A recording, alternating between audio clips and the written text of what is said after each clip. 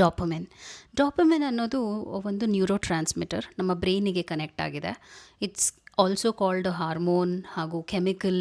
Release ಆಗುತ್ತೆ. ಯಾವಾಗ ಇದು ರಿಲೀಸ್ ಆಗುತ್ತೆ ಅಂದರೆ, ನಾವು ಪ್ಲೆಷರಬಲ್ ಆ್ಯಕ್ಟಿವಿಟೀಸ್ ಯಾವಾಗ ಮಾಡ್ತೀವಿ, ಯಾವುದು ನಾವು ಎಂಜಾಯ್ ಮಾಡ್ತೀವಿ, ಅದು ರಿಲೀಸ್ ಆಗುತ್ತೆ. ಹಾಗೂ ಇದು ಮೋಟಿವೇಶನ್ ಕೂಡ ಕೊಡುತ್ತೆ, ನಾವು ಬೆಸ್ಟಾಗಿ ನಮ್ಮ ಲೈಫಲ್ಲಿ ಇರೋದಕ್ಕೆ ಹಾಗೂ ವರ್ಸ್ಟಾಗಿ ಲೈಫಲ್ಲಿ ಇರೋದಕ್ಕೂ ಕೂಡ. ಇಲ್ಲಿ ಒಂದು ಪ್ರಾಬ್ಲಮ್ ಏನಾಗುತ್ತೆ, ಈ ಡಾಪಮಿನ್ ಅನ್ನೋದು ಹೆಲ್ದಿ ಆ್ಯಂಡ್ ಅನ್ಹೆಲ್ದಿ ಹ್ಯಾಬಿಟ್ಸ್ಗೆ ಕನೆಕ್ಟ್ ಆಗಿದೆ. ನಾನು ನಿಮಗೆ ಹೇಳ್ತೀನಿ ಏನಂತ. ಈಗ ಒಬ್ಬ ವ್ಯಕ್ತಿ ಡ್ರಗ್ ಅಡಿಕ್ಷನ್ಗೆ ಒಳಗಾಗಿದ್ದಾರೆ ಅಂತ ಅಂದ್ಕೊಳ್ಳೋಣ. ಡ್ರಗ್ ಫಸ್ಟ್ ಟೈಮ್ ತೊಗೊಳ್ತಾ ಇರ್ಬೋದು. ಅವಾಗ ಏನಾಗುತ್ತೆ, ಇಟ್ ಹಿಟ್ಸ್ ದ ಬ್ರೈನ್. ಆವಾಗ ಈ ಡಾಪಮಿನ್ ರಿಲೀಸ್ ಆಗುತ್ತೆ, ಅಗ್ಯಾನ್ ಇಟ್ ರಿಲೀಸಸ್. ಸೊ ಯಾವುದು ಪ್ಲೆಷರಬಲ್ ಆ್ಯಕ್ಟಿವಿಟೀಸ್ ತುಂಬ ಬೇಗ ನಮಗೆ ಸಿಗುತ್ತೆ, ಅದು ಶುಗರ್ ಆಗಿರಬಹುದು, ಯಾವುದೇ ರೀತಿಯಾದ ಅಡಿಕ್ಷನ್ ಆಗಿರಬಹುದು. ಮೇ ಬಿ ಇನ್ಸ್ಟಾಗ್ರಾಮ್ನ ನಾವು ರೀಲ್ಸ್ ಸ್ಕ್ರಾಲ್ ಮಾಡೋದು ಕೂಡ ನಾವು ಯಾವುದಾದ್ರೂ ಎಂಜಾಯ್ ಮಾಡ್ತೀವಿ, ಒಂದು ಖುಷಿ ಸಿಗ್ತಾ ಇದೆ, ಹಾಗೂ ನಾವು it's like into that reel, ಅಂದರೆ ಅದು ಒಂದು ಅಡಿಕ್ಷನ್ ಆಗುತ್ತೆ. ಇನ್ನೂ ನೋಡಬೇಕು ಅಂತ.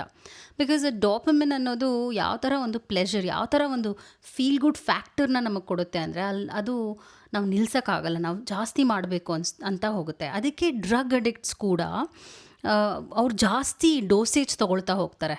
ಇನ್ನೂ ಬೇಕು ಅಂತ ಕ್ರೇವಿಂಗ್ ಜಾಸ್ತಿ ಆಗುತ್ತೆ. ಸೊ ಇದು ಅನ್ಹೆಲ್ದಿ ಹ್ಯಾಬಿಟ್. ಹೆಲ್ದಿಯಾಗಿ ಹೇಗೆ ಡಾಪಮಿನ್ ಅನ್ನೋದನ್ನ ನಮ್ಮ ಬ್ರೈನ್ಗೆ ಹಿಟ್ ಮಾಡೋದು ಅಂತ ಕೂಡ ಹೇಳ್ತೀನಿ.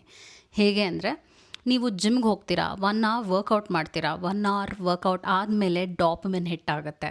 ಬಿಕಾಸ್ ಅದು ಪ್ಲೆಷರ್ ಸೀಕರ್ ಆ್ಯಕ್ಟಿವಿಟಿ ಮಾಡಿದಾಗ, ಪ್ಲೆಷರಬಲ್ ಆ್ಯಕ್ಟಿವಿಟಿ ಅದು ಹೇಗೆ ಅಂದರೆ, ನಾವು ಯಾವಾಗ ನಮ್ಮ ಬಾಡಿಲಿ ಪ್ರಾಪರ್ ಸ್ವೆಟ್ನ ತರ್ತೀವಿ ಹಾಗೂ ಹಾರ್ಟ್ ಬೀಟ್ ಇನ್ಕ್ರೀಸ್ ಆಗುತ್ತೆ, ಅಗೇನ್ ದ ಡಾಪಮಿನ್ ಹಿಟ್ಸ್.